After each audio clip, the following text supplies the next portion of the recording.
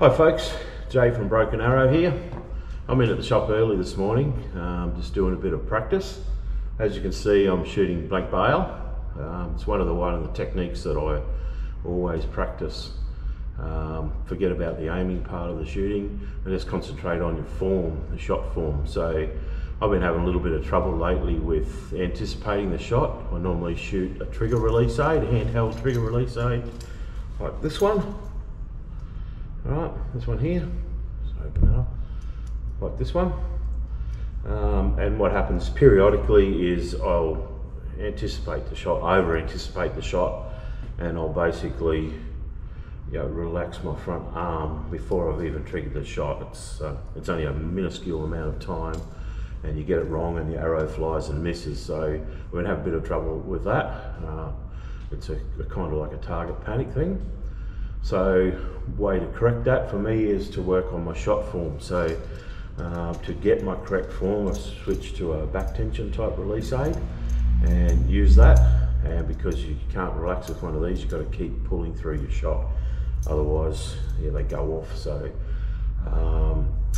what I'm doing here is just up close, just drilling through over and over and over again, shooting lots of numbers of arrows up close, because I'm not worried about aiming.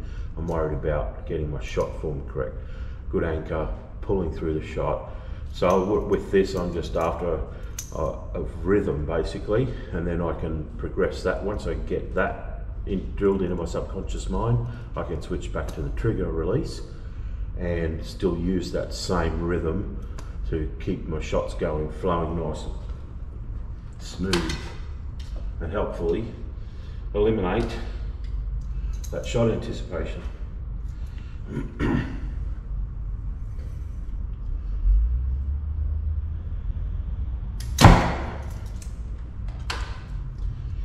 So you can see I'm shooting here with my eyes closed because I'm not really worried about aiming.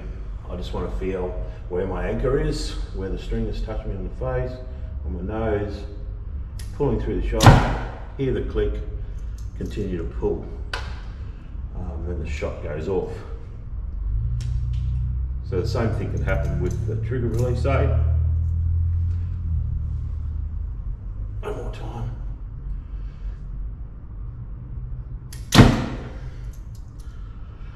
Yeah, because I found with this back tension release aid,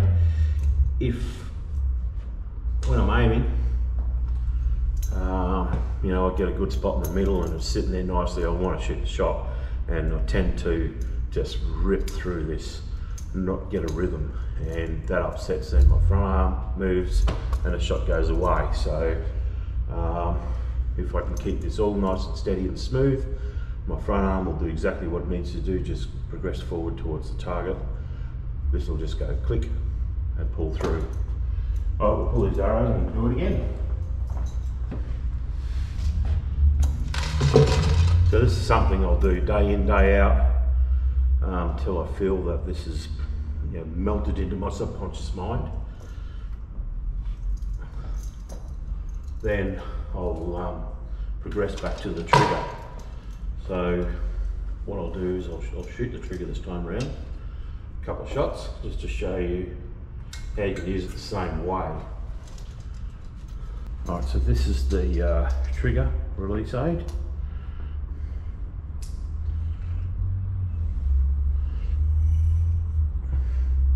Roll my thumb around, pull through the same.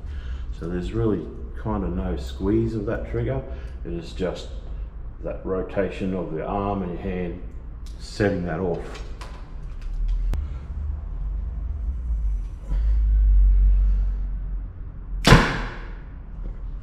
Alright, back to the back tension. So you'll hear the audible click. So to me, when I can draw this back, anchor, aim if I'm aiming, settle, start pulling through the shot. If I get click, shot, I consider that a good smooth release, because it doesn't affect my body at all.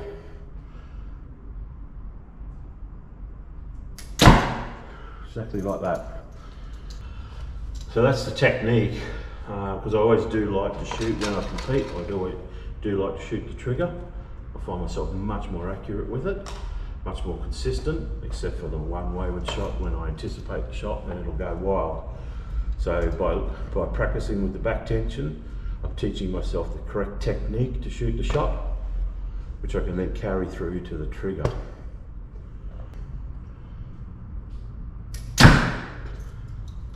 So archery is about aiming, of course, and you can set your bow up so that it's weighted and balanced and sits nicely in the middle of the target. But unless you can deliver a smooth release of the shot and a good follow through, aiming's a waste of time, really. So it's all about your shot form. See, that was a bad shot. I just pulled through that. I didn't click and release.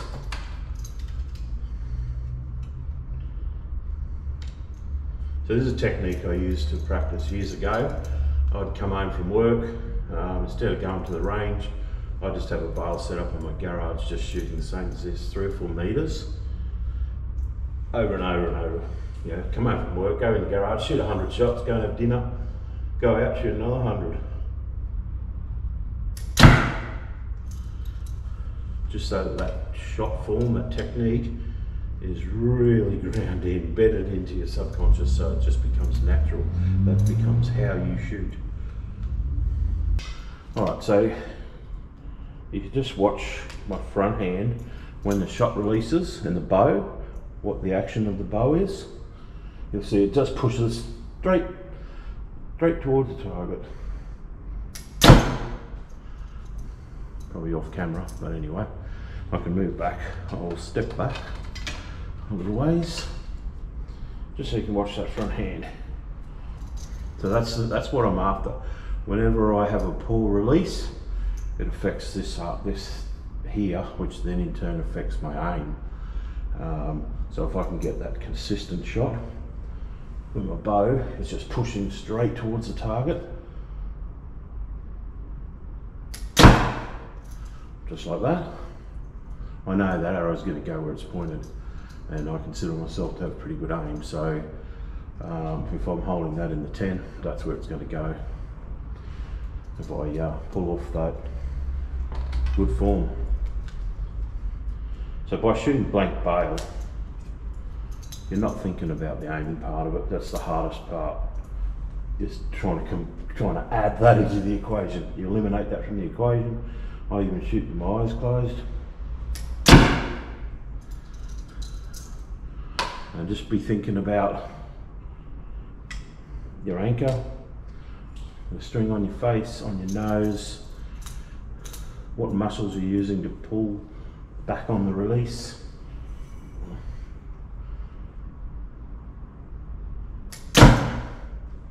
So how that's all happening. And the more consistent you can make that, the better your results are going to be. I hope that's a helpful tip for anyone who wanting to improve their shooting. Very important part of practice is not just to come to a range and shoot at targets. Blank bale shooting is very underrated. So I hope you enjoy that. Talk to you again.